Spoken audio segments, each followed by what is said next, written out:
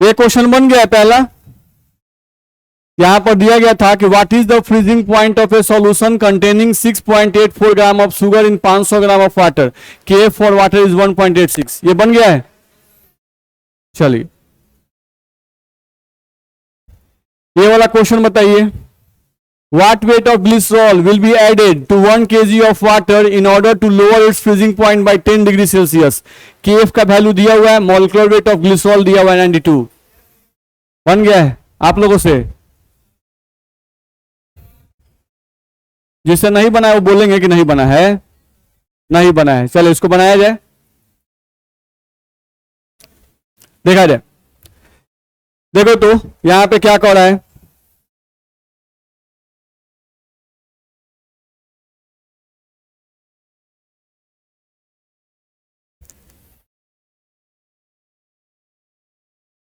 ध्यान समझा जाए। यहां बोल रहा है what weight of glycerol will be added to 1 kg of water, यानी यहां पर अगर देखा जाए तो इस बर्तन में हमारे पास 1 kg वाटर है, ठीक है, और इसमें ऐड क्या किया जा रहा है, ग्लिसरॉल, ठीक है। 1 kg वाटर में आपको ग्लिसरॉल ऐड किया जा रहा है। तो बोल रहा है क्या कि 1 kg वाटर में जब हम ग्लिसरॉल को ऐड कर रहे हैं तो पानी का जो फ्रीजिंग पॉइंट है वो 10 डिग्री सेल्सियस से घट जा रहा है। यानी पानी का फ्रीजिंग पॉइंट होता कितना है, 0 डिग्री सेल्सियस नहीं, लेकिन ग्लिसरॉल डालने के बाद इसी पानी का फ्रीजिंग पॉइंट हो जा रहा है -10 डिग्री सेल्सियस। नहीं तो केयर करना है हम लोग को। देखो वाटर का फ्रीजिंग पॉइंट T0 का मतलब होता है वाटर का फ्रीजिंग पॉइंट कितना होता है, 0 डिग्री सेल्सियस। नहीं, और फ्रीजिंग पॉइंट घट कितना जा रहा है, TF -10 हो जा रहा है, 0 से घट गया तो 0 से घट के मतलब कितना जाएगा, माइनस में जाएगा, तो -10 ध्यान रखना है। अब यहां से तुम अगर डेल्टा TF निकालते हो, नहीं तो डेल्टा TF का फॉर्मूला हम लोग कल पढ़े थे, T0 माइनस TF, तो T0 माइनस TF करें तो T0 का मान कितना है, 0 -10 बराबर क्या आ जाएगा, +10 डिग्री सेल्सियस। यानी कि हम लोगों को ये जो डिक्रीज इन फ्रीजिंग पॉइंट दिया हुआ है वो क्या चीज का मान दिया हुआ है, डेल्टा TF का मान दिया हुआ है। पहला चीज हो गया clear.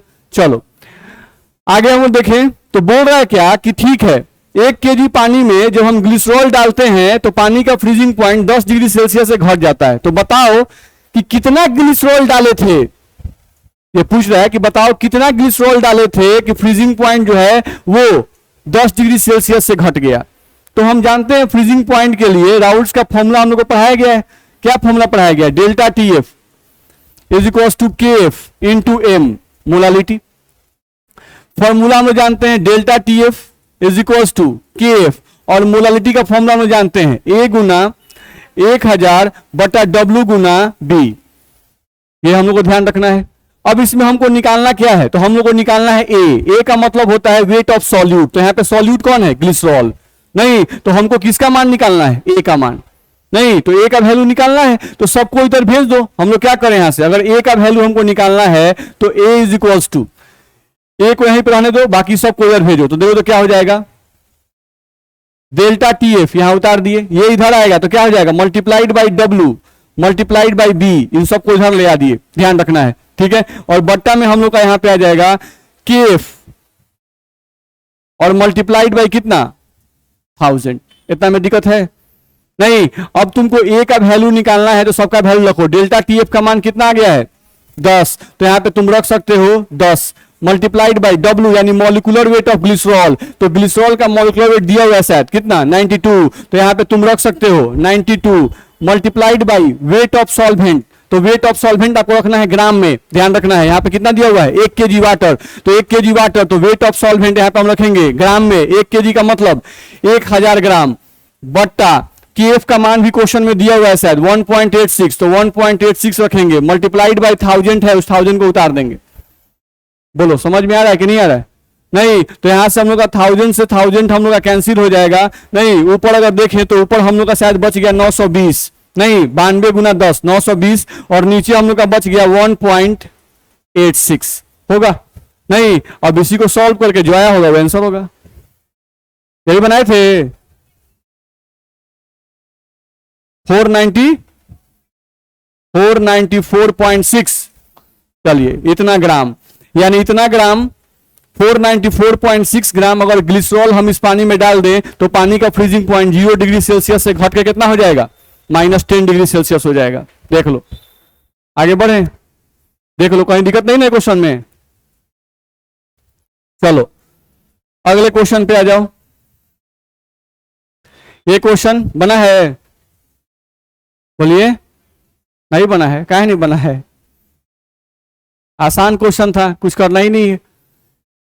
How much ice will be separate out if a solution containing 25 gram ethylene glycol in 100 gram water freezes at -10 degree Celsius K for water. Same question तो है, देखो तो क्या कह रहा है, क्वेश्चन समझ लो।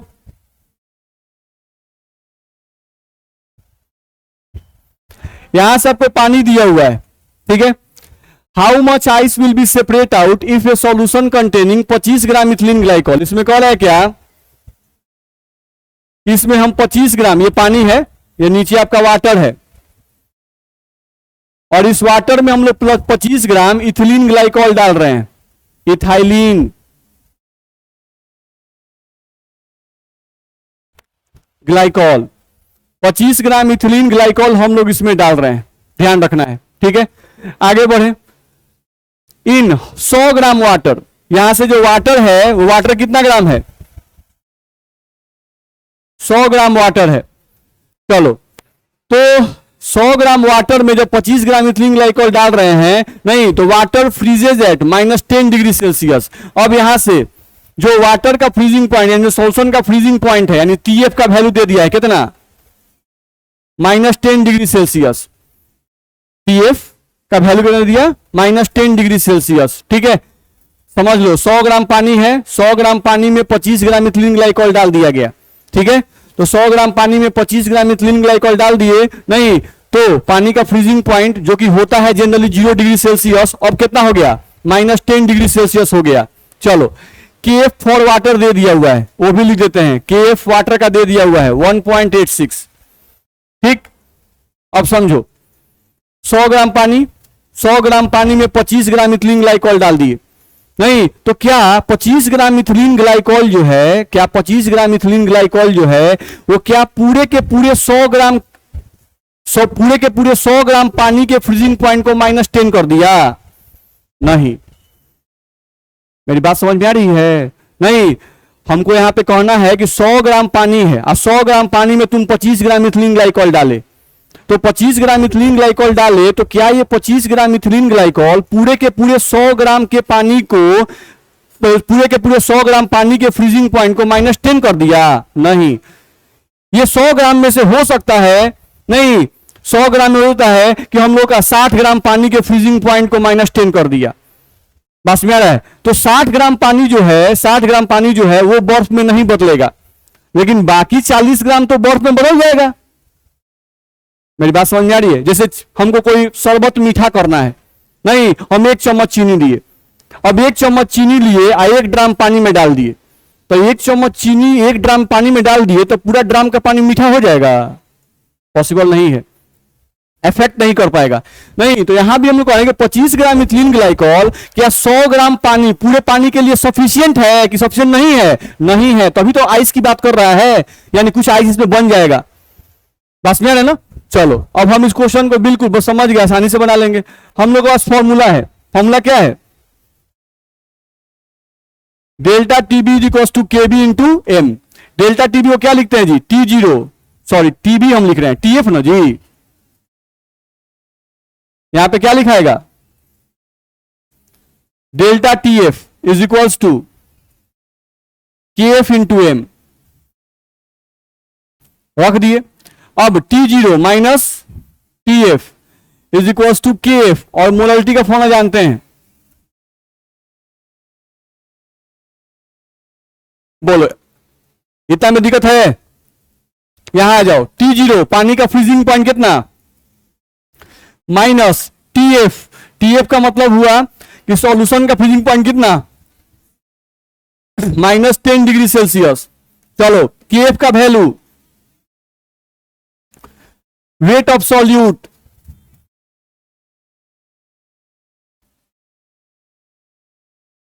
मॉलिक्यूलर वेट ऑफ सॉल्यूट अभी दिया था इथिलीन ग्लाइकॉल 92 से दिया था ना, वो कुछ और था क्या?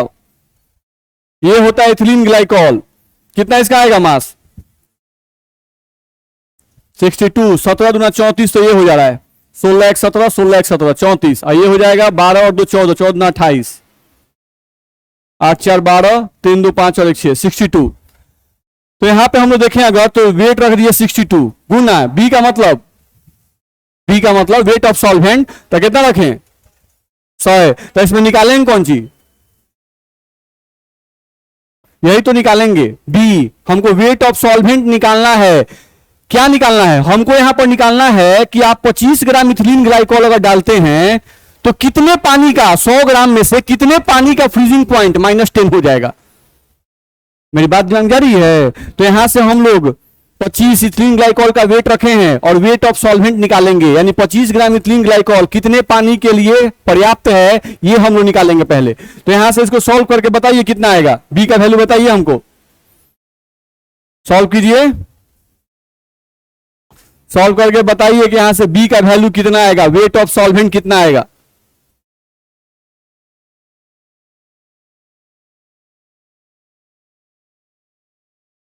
निकालिए सर, कॉपी किताब निकाल के थोड़ा लिखिए।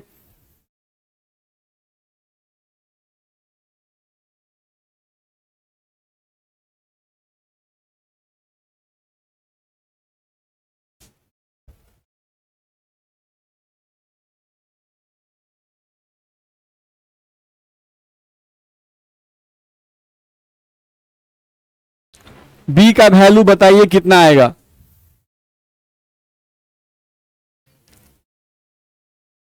ये माइनस माइनस प्लस हो जाएगा। बी का वैल्यू निकालना है तो हम लोग को बी को 75, बी का वैल्यू कितना आ रहा है 75 ग्राम, यही ना आ रहा है।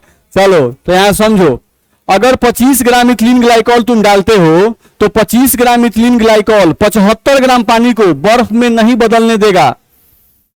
25 ग्राम इथिलीन ग्लाइकॉल 75 ग्राम पानी को बर्फ में नहीं बदलने देगा। अब क्वेश्चन पढ़ो, हाउ मच आइस, यानी आइस का अमाउंट निकालना है। नहीं तो अमाउंट ऑफ आइस कितना आएगा, अमाउंट ऑफ आइस निकालना होगा तो टोटल पानी कितना है 100 ग्राम। 100 ग्राम में से 75 ग्राम पानी बर्फ में नहीं बदलेगा। नहीं तो कितना ग्राम पानी बर्फ में बदल गया 25 ग्राम। तो हमारा आंसर क्या आएगा 25 ग्राम। दिक्कत है? समझ में आया ये क्वेश्चन कि नहीं आया? ध्यान रखना है। तो इस क्वेश्चन में कुछ नहीं था, हमको सिंपली ध्यान रखना है कि 25 ग्राम इथिलीन ग्लाइकॉल जो है वो कितने पानी को बचा लेगा। तो 25 ग्राम इथिलीन ग्लाइकॉल 75 ग्राम पानी को बर्फ नहीं बनने देगा। तो कितना पानी बर्फ बदल जाएगा तो 25 ग्राम, क्योंकि टोटल पानी है कितना 100 ग्राम। 100 ग्राम में से 75 ग्राम पानी बच गया, 25 ग्राम पानी बर्फ में बदल जाएगा। देख लो, आगे बढ़ सकते हैं। चलो, ये क्वेश्चन बन गया है कि नहीं बना है? बोलिए, बन गया है। इधर से बना है लेकिन सस्पिशन में है। चलिए, 0.1 gram of A solute dissolve in 5 gram of a solvent, freezing point decreases by 5.3 degree Celsius. देख लो, तुम ध्यान से इसमें देखोगे तो तुमको freezing point decreases by 5.3 degree Celsius and delta TF का मान दे दिया है कितना 5.3 डिग्री सेल्सियस, इसका मान दे दिया। 0.1 gram of A solute dissolve in 5 gram of solvent, weight of solvent भी दे दिया, यानी कि बी का मान, बी मतलब होता है weight of solvent. Weight of solvent का मान कितना दिया है 5 ग्राम। साथ साथ देखो 0.1 gram of A solute, solute मतलब ए होता है, ए का वैल्यू भी कितना दे दिया है 0.1 ग्राम, वो भी लिख दिए। चलो, freezing point decrease by KF for solvent, KF का वैल्यू भी दे दिया हुआ है, कितना दिया हुआ है 3.97, ये भी रख दिए। The molecular weight of solute is, यानी मॉलिक्यूलर वेट का मतलब हमसे पूछ क्या रहा है डब्ल्यू, हमसे डब्ल्यू का वैल्यू पूछ रहा है, मॉलिक्यूलर वेट ऑफ सॉल्यूट। तो चलो, फॉर्मूला क्या है हमारे पास, delta T F is equal to K F, और मोलालिटी का फॉर्मूला लिख रहे हैं ए गुना 1000 बटा डब्ल्यू गुना बी।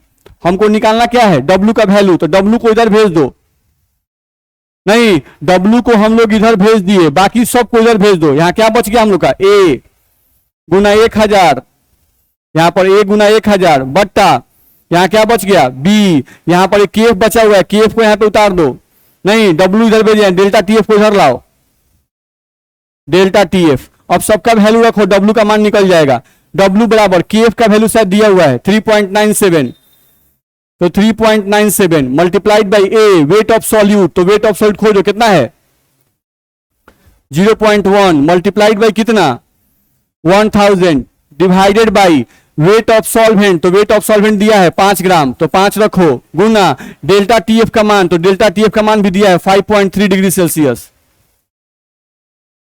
बनेगा कि नहीं बनेगा, इसी को सॉल्व करना है, सबका वैल्यू दिया है, बस पुट करना है, पुट करके आंसर लाना है, नहीं बनेगा, बन गया है। चलिए, तो इतना ही क्वेश्चन हम दिए थे आपको बनाने के लिए, नहीं इतना क्वेश्चन आपको हम दिए थे बनाने के लिए। अब फ्रीजिंग पॉइंट में कुछ और पॉइंट है, उसको देख लिया जाए।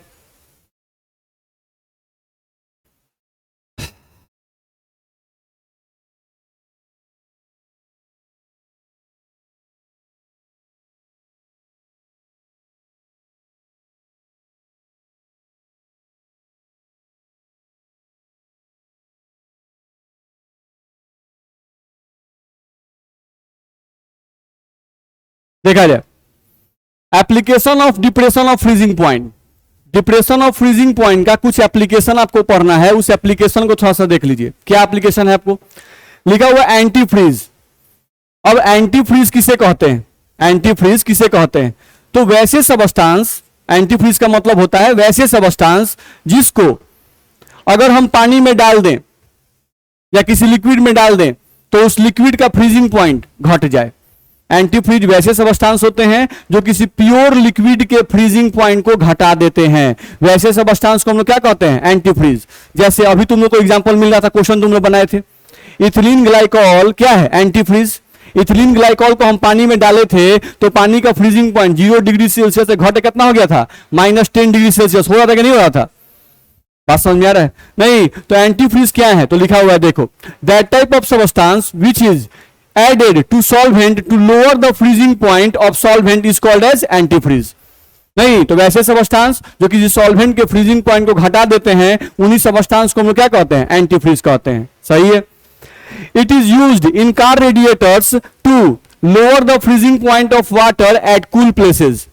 नहीं, जानते हैं हम लोग, अब जो भी कार है, हम लोग जिसके पास भी कार है उस कार के रेडिएटर में अब नॉर्मल पानी यूज नहीं किया जाता है, उसमें कूलेंट यूज किया जाता है। नहीं, तो जो कूलेंट यूज किया जाता है उसमें एक्चुअली क्या होता है, तो उसमें पानी होता है और पानी के साथ इथिलीन ग्लाइकॉल मिला होता है।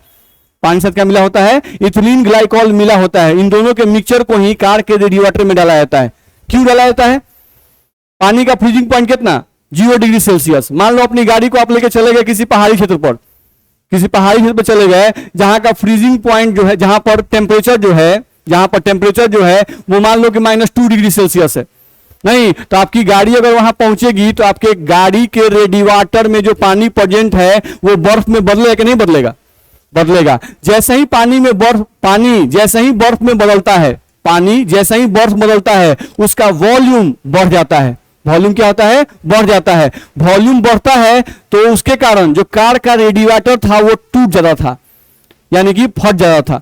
नहीं, तो सोचो कि पानी डाले, नहीं, और उसको लेके पहुंचे हिल स्टेशन पे, नहीं, और कार का रेडिएटर फट गया। क्यों फट गया, क्योंकि पानी बर्फ में कन्वर्ट कर गया। जैसे ही पानी बर्फ में कन्वर्ट करता है उसका वॉल्यूम बढ़ जाता है। वॉल्यूम बढ़ेगा, वो कार के रेडिएटर को तोड़ देगा, तो गया 10,000 का लॉस। बात समझ में आ रहा है ना। नहीं, तो कार का रेडिएटर आपका खराब नहीं हो, टूटे नहीं, इसके लिए क्या उपाय है कि पानी के साथ एक ऐसा लिक्विड मिलाकर डाल दें जो इंजन को ठंडा भी रखे, नहीं, और जो पानी है वो बर्फ में कन्वर्ट नहीं करे। तो क्या डाला गया, इथिलीन ग्लाइकॉल। इथिलीन ग्लाइकॉल क्या कर रहा है, तो पानी के फ्रीजिंग पॉइंट को 0 डिग्री सेल्सियस से घटाकर कितना कर दिया, -10 डिग्री सेल्सियस तक कर देगा। बस में आ रहा है। तो फ्रीजिंग पॉइंट अगर घट जाएगा तो क्या पानी जल्दी बर्फ में कन्वर्ट करेगा, नहीं कन्वर्ट करेगा। बात समझ में आ रहा है ना। तो एंटीफ्रीज वैसे सबस्टांस है, नहीं, जो सॉल्वेंट के फ्रीजिंग पॉइंट को घटा देते हैं, ध्यान रखना है। तो लिखा हुआ एंटीफ्रीज कहां यूज होते हैं, तो लिखा हुआ है it is used in car radiators to lower the freezing point of water at cool places, ठंडे जगहों पर। Ethylene glycol is used to lower the freezing point of water. कौन सा यूज किया जाता है? इथिलीन ग्लाइकॉल को यूज किया जाता है कार के रेडी वाटर में, पानी के साथ। Addition of ethylene glycol in water is also useful in summer as it also raises the boiling point of water. सही है भाई? नहीं, अगर बहुत गर्मी पड़ रही है तो पानी का बॉइलिंग पॉइंट कितना है? 100 डिग्री सेल्सियस। कितना है? 100 डिग्री सेल्सियस। अगर आप कूलेंट डालते हो, नहीं तो आपका जो कूलेंट होता है, कार के रेडी वाटर में जो कूलेंट डाला जाता है, पानी और इथिलीन ग्लाइकॉल का जो मिक्सचर होता है, अगर उसको आप डाल देते हो तो वो गर्मी के दिन के लिए भी फायदेमंद है। नहीं, गर्मी के दिन में भी आप रेडी वाटर खोल दीजिए और कूलेंट में हाथ डालिए, आपका हाथ नहीं जलेगा। लेकिन आप सिर्फ पानी डाल दीजिए और पानी डाल के गलती से रेडी वाटर को खोल दीजिए तो मान चलेगा कि पानी बॉयल कर रहा है उसमें। अभी ध्यान दिए हैं? नहीं ध्यान दिए हैं। चलिए अब ध्यान दीजिएगा। चलिए, इन मेल्टिंग आइस ऑन रोड्स, चलिए जो बर्फीला देश होता है जहां पर बर्फबारी होती है, नहीं वहां पर क्या होता है? रोड पर हिम वर्षा होता है, नहीं आइसफॉल होता है और उसके कारण से पूरे रोड पर बर्फ जो है वो फैल जाता है। उस बर्फ को हटाने के लिए क्या यूज किया जाता है? नमक। क्या यूज किया जाता है? नमक। नमक सस्ता है, नहीं तो क्या यूज किया जाता है? NaCl, CaCl2, इनका यूज किया जाता है। NaCl और CaCl2 भी जो है ये सस्ते एंटीफ्रीज हैं। ये क्या है? सस्ते एंटीफ्रीज हैं। तो किसी के दिमाग में आएगा सर तो कार के रेडी वाटर में इथिलीन ग्लाइकॉल काहे डाल रहे हैं? नहीं, घर में नीमक है तो नीमक लेके मिला देंगे। नहीं, तो नीमक जो है अगर आप पानी में डाल दीजिएगा, नहीं तो वो आपके कार के रेडी वाटर को जाम कर देगा। मेरी बात समझ में आ रही है? नहीं तो उस केस में आपका कार का रेडी वाटर सही तरीके से काम नहीं करेगा। इसलिए उसमें क्या डाला जाता है? इथिलीन ग्लाइकॉल, जो कि लिक्विड फॉर्म में होता है। समझ में आ रहा है ना? नहीं तो कार के रेडी वाटर में नमक नहीं डालना है। लेकिन नमक भी क्या है? एक एंटीफ्रीज है, ध्यान रखना है। नमक को ले लीजिए और नमक को लेकर नहीं रोड पर छिड़काव कर दिया जाए। रोड पर अगर छिड़काव कर दिया जाए तो नमक जो है रोड पर पसरे हुए बर्फ को क्या करता है? पिघला देता है। क्यों पिघला देता है जी? जैसे मान लीजिए कि कोई ठंडा प्रदेश है और वहां का फ्रीजिंग पॉइंट मान लेते हैं कि 2 डिग्री सेल्सियस है। कितना है? 2 डिग्री, यानी -2 डिग्री सेल्सियस है। तो -2 डिग्री सेल्सियस पर जितना बर्फ होगा वो सब जम जाएगा कि नहीं जम जाएगा? सब जम जाएगा, सब सट गया है। अब उस बर्फ पर हम क्या डाल दिए? नमक। नहीं तो बर्फ पर नमक डालेंगे तो नमक क्या करता है? फ्रीजिंग पॉइंट को बढ़ाता है, घटाता है? घटाता है। नमक क्या करता है? फ्रीजिंग पॉइंट को घटाता है। याद रहे, यहां से ये बात याद रहे कि ये मान लो कि सराउंडिंग है,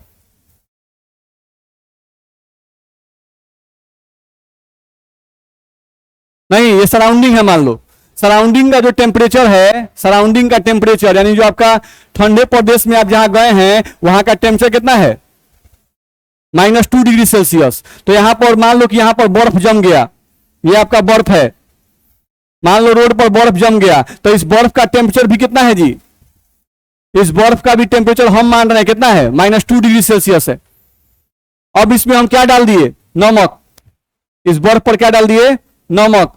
नमक धीरे धीरे इसमें घुलने की कोशिश करेगा। हम लोग जानते हैं कि नमक को घुलने के लिए हीट की एनर्जी की आवश्यकता होती है। हीट वो खींचता है अपने घुलने के लिए, नहीं तो बर्फ से हीट को खींचेगा। बर्फ से क्या करेगा? हीट को खींचेगा इसमें घुलने के लिए, ध्यान रखना है। अब नमक और पानी का जैसे ही नमक और बर्फ का जो है मिक्सचर बनेगा, इसका फ्रीजिंग पॉइंट, इस नमक और बर्फ के मिक्सचर का फ्रीजिंग पॉइंट कितना हो जाएगा? मान लेते हैं ऐसे ही, मान लीजिए कितना हो गया? -4 डिग्री सेल्सियस हो गया। कितना हो गया?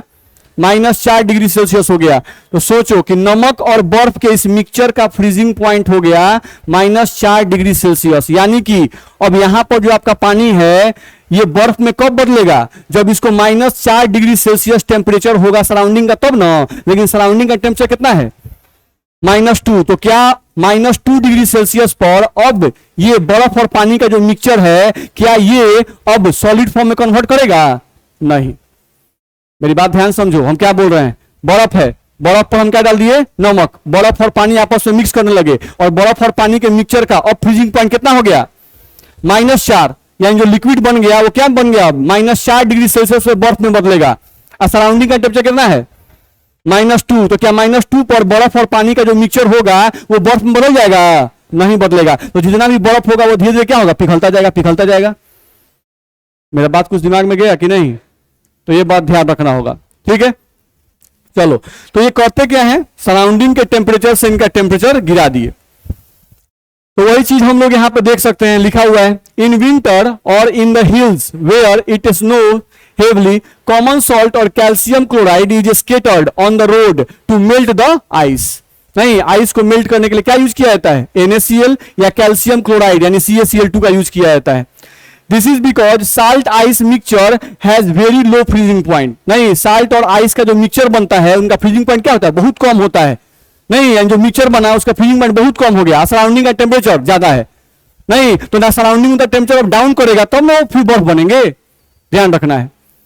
लिखा हुआ एग्जाम्पल, क्या लिखा हुआ है, a certain composition of NaCl और आइस। ये बोल रहा है, कोई एग्जांपल दिया, एक्सपेरिमेंटल एग्जांपल जो एनसीईआरटी में लिखा हुआ है, a certain composition of NaCl ice mixture has a freezing point as low as -21 degree Celsius.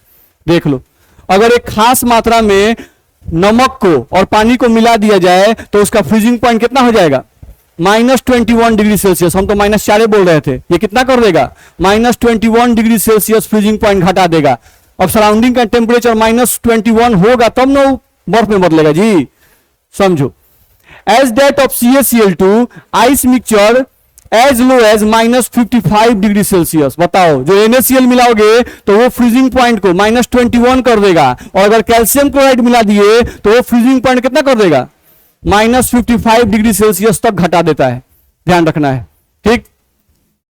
Since the temperature of the surrounding is above this temperature, the mixture does not freezes and ice keeps on melting. ध्यान रखना, surrounding का temperature उतना कम नहीं हो पाता है, वो तो ज्यादा ही रहता है। नहीं, इसलिए आपका जो आइस है वो धीरे धीरे पिघलना शुरू कर देता है। चलो अगला देखें एप्लीकेशन में क्या लिखा हुआ है। अगला एप्लीकेशन लिखा हुआ है कि why oceans do not freeze. नहीं, समुद्र का पानी जो है वो जल्दी बर्फ में कन्वर्ट नहीं करता है। बताइए, तो सब लोग जानते हैं समुद्र के पानी में भरपूर मात्रा में नमक होता है। नहीं, अब समुद्र के पानी में अगर भरपूर मात्रा में नमक होगा तो नमक और पानी का मिक्सचर का फ्रीजिंग पॉइंट कितना जी, देख रहे थे, -21 या तो -55। नहीं, तो नमक का मतलब समुद्र के पानी में कौन सा नमक होता है, NaCl खाली होता है? नहीं, उसमें NaCl भी होता है, CaCl2 भी नमके है, MgCl2 भी नमके है, तो उसमें हर टाइप का नमक पाया जाता है समुद्र के पानी में। तो समुद्र के पानी में बहुत ज्यादा नमक होता है, इस कारण से समुद्र के पानी का फ्रीजिंग पॉइंट क्या 0 डिग्री सेल्सियस होगा? नहीं, कितना होगा, -21 होगा, चाहे कितना होगा, -55 होगा, बहुत कम होता है। नहीं, तो उतना टेम्परेचर डाउन होगा तब ना समुद्र का पानी बर्फ में कन्वर्ट करेगा। मेरा बात दिमाग में जा रहा है कि नहीं? चलिए, अगला एक कारण यह है कि समुद्र का पानी में नमक है, इसलिए वो बर्फ में जल्दी कन्वर्ट नहीं करता है। दूसरा, winds blow over the surface of sea water keeps surface of sea water keeps the water molecules active। समुद्र के पानी के पास, ये बोल रहा है कि समुद्री एरिया में जब जाइएगा तो वहां हमेशा तेज हवा बहते रहता है। नहीं, उस तेज हवा के बहने के कारण जो समुद्र के पानी है, ऊपरी समुद्र के पानी के जो ऊपर मॉलिक्यूल्स हैं वो हमेशा एक्टिव रहते हैं। नहीं, तो जब मॉलिक्यूल्स बहुत एक्टिव रहेंगे तो इस कारण से भी वो जल्दी बर्फ में कन्वर्ट नहीं करेंगे। तो समुद्री पानी एक्टिव रहता है कि एक्टिव नहीं रहता है? एक्टिव रहता है। तो देखे होंगे आप लोग, क्यों नहीं देखे हैं? गजब सीधा साधा आदमी है आप लोग।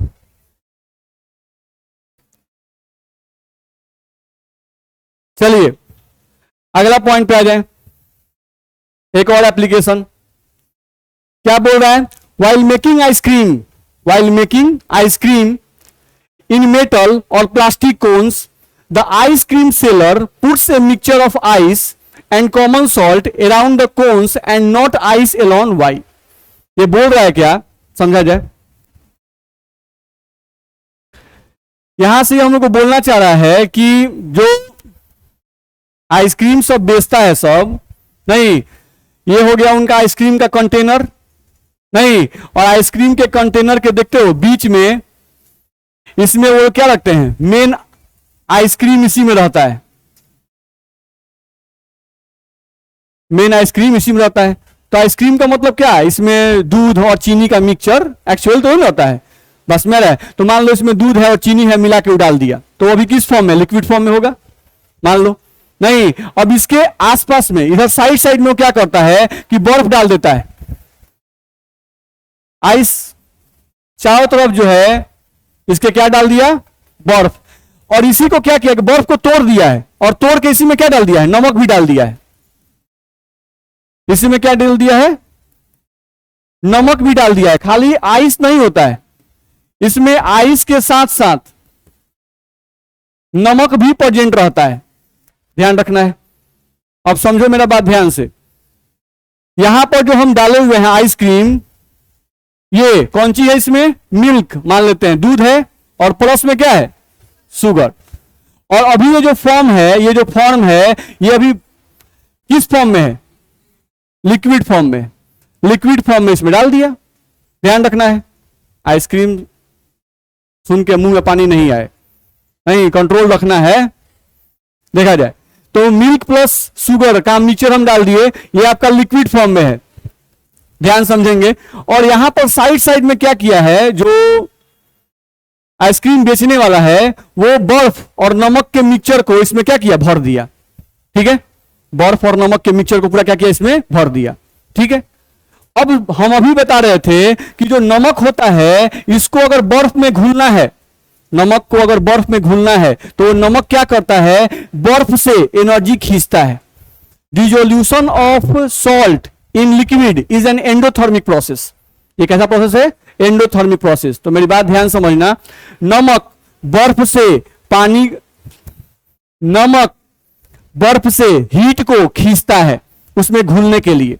नहीं तो नमक बर्फ से हीट खींच रहा है, नहीं, ठीक है, नमक बर्फ से क्या कर रहा है, हीट खींच रहा है। और बर्फ को पिघलना है, बर्फ को पिघलना है, नहीं तो बर्फ को पिघलते हैं तो थोड़ा सोच के देखो ऐसे पहले कि तुमको बर्फ ऐसे दे दिया जाए और कहा जाए कि बर्फ को पिघला दो, तो हम लोग क्या करते हैं, बर्फ को थोड़ा सा हीट दे देंगे, नहीं तो बर्फ पिघलने लगता है कि नहीं।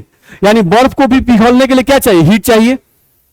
बर्फ को भी पिघलने के लिए क्या चाहिए, हीट चाहिए। चलो यहां पर तुम ध्यान से देखो कि बर्फ, नमक और यहां पर जो मिल्क और शुगर का मिक्सचर रखे हुए हैं, इन सब में सबसे गर्म क्या है, ये वाला, क्योंकि लिक्विड फॉर्म में है, ये सबसे गर्म है, ध्यान रखना, ये क्या है, सबसे गर्म है। नहीं, अब सोचो नमक हीट खींच रहा है किससे, बर्फ से। अब बर्फ को पिघलना है तो बर्फ को भी हीट चाहिए, तो वो हीट खींच रहा है किससे, मिल्क और शुगर से। नहीं तो मान लो कि अभी इसका जो टेम्परेचर है, इस लिक्विड का टेम्परेचर जो रूम टेम्परेचर है, कितना है, 25 डिग्री सेल्सियस है। नहीं, अभी से एक बर्फ को पिघलना है तो वो इससे क्या किया, 2 डिग्री सेल्सियस खींच लिया, ये भी से 2 डिग्री खींच लिया, ये भी से 2 डिग्री खींच लिया, ये भी 2 डिग्री खींच लिया, सब इससे हीट खींचना शुरू करेगा अपने आप को पिघलाने के लिए। मेरी बात समझ में आ रही है। नहीं तो जब ये बर्फ, ये नमक, ये दोनों मिलके जब इस लिक्विड से हीट खींचेंगे, नहीं तो इसका टेम्परेचर बढ़ेगा कि घटता जाएगा, घटता जाएगा। नहीं, इसका टेम्परेचर घटता जाएगा, घटता घटता घटता घटता, 25 से 20 होगा, 20 से 10 होगा, 10 से 0 हो जाएगा, 0 से भी कम होना शुरू हो जाएगा। होगा कि नहीं होगा, होगा, ध्यान रखना है। नहीं तो अगर इसका टेम्परेचर घटने लगे, नहीं तो बताओ ये लिक्विड फॉर्म में रहेगा कि धीरे धीरे ये सॉलिड फॉर्म में कन्वर्ट कर जाएगा, सॉलिड फॉर्म में कन्वर्ट कर जाएगा। बात समझ में आ रहा है। तो कभी भी कोई पूछता है कि जो आइसक्रीम सेलर होता है, जो आइसक्रीम बेचने वाला होता है, नहीं वो अपने आइसक्रीम, जो मेन उसका आइसक्रीम होता है, उसके चारों तरफ बर्फ और नमक का मिक्सचर क्यों रखता है, नहीं तो आपको बोलना है कि नमक का बर्फ में घुलना एक एंडोथर्मिक प्रोसेस है। यानी नमक को बर्फ में घुलने के लिए हीट चाहिए, तो नमक बर्फ से हीट खींचता है।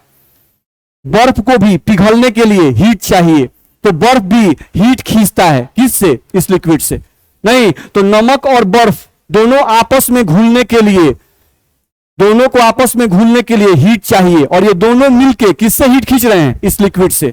जब दोनों मिलके इस लिक्विड से हीट खींचते जाएंगे तो इस लिक्विड का टेम्परेचर धीरे धीरे गिरता चला जाएगा। जब इस लिक्विड का टेम्परेचर धीरे धीरे गिरता चला जाएगा तो ये लिक्विड धीरे धीरे लिक्विड से सॉलिड में कन्वर्ट कर जाएगा। ऐसा होगा कि नहीं होगा, ये बात दिमाग में गया, बोलो गधा सब। खाली चिल्लाने का ठीक है, सौरे लो लिए हुए हैं मतलब पूरा चिल्ला चिल्ला के आपको समझाया जाए, पूरा एक चीज को समझाया जाए, नहीं। और उसका देखो लास्ट में बस पूछाया जाता है, समझ में आया तो कुछ फील हुआ, आपका मेहनत जो है कुछ हम लोगों तक पहुंचा नहीं। तो ये था आपका एप्लीकेशन, ध्यान रखना है, ठीक है। तो इस तरह से हम लोग का डिप्रेशन ऑफ फ्रीजिंग पॉइंट खत्म हो गया नहीं। तो कोलिगेटिव प्रॉपर्टी में हम लोग पढ़ लिए relative lowering of vapour pressure, elevation of boiling point और डिप्रेशन ऑफ फ्रीजिंग पॉइंट। अब लास्ट आपका बचा हुआ है ऑस्मोटिक प्रेशर नहीं। तो कल ही स्टार्ट करेंगे, अभी स्टार्ट करने से कोई मतलब है नहीं, ध्यान रखना है। चलिए आज के लिए इतना ही।